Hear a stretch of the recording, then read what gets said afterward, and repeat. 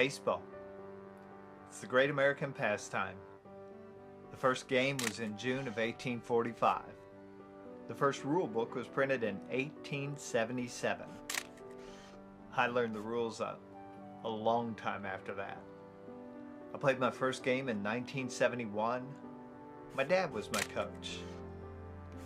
I had no idea that these life lessons that my dad gave me from a game invented 126 years before I played it for the first time would have such a lasting effect.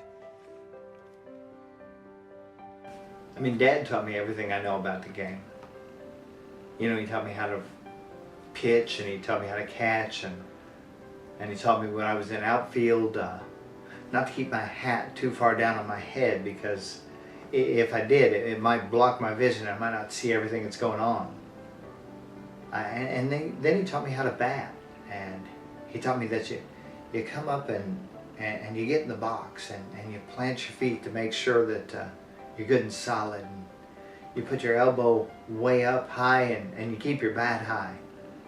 And then you watch. And you watch the pitcher to see when he's going to make his move. And as soon as he makes his move, then you watch the ball. And you keep your eye on the ball, and you swing your bat at just the right time to make contact. And as soon as you make contact, then you run as fast as you can to that first base. And if you can, or maybe even on the next play, then you run the second, then you run the third, and then all the way home. And that was the whole purpose of the game, was to get as many players as you could all the way home. But then he taught us something. I mean, and we were 8, 9, 10-year-old kids, and he taught us something that I didn't understand. It was a play called The Sacrifice.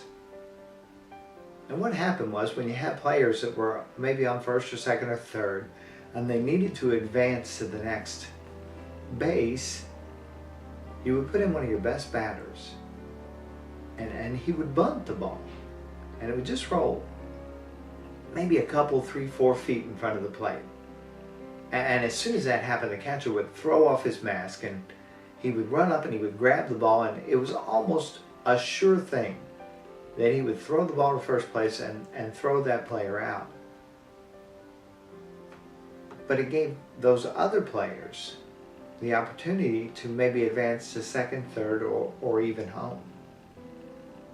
But I didn't get the concept of why you would sacrifice your best batter in exchange for lesser players getting that much closer to home.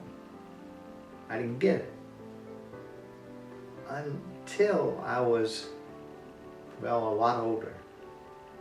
And I started studying ministry and working in churches. And in churches, you do all this planning, and you put your programs together, and you try to make sure there's opportunities for everyone to hear the message, and you put together your mission plan, and you go out into the world, and you try to bring other people to a place where they can go home. But it teaches us in the Bible that in the Old Testament they gave us the law, but the law and all the planning and the programming that happened in that law wasn't enough to get the players home. It taught us that for you to get these players home, the best player had to be put into the game, and he had to be sacrificed.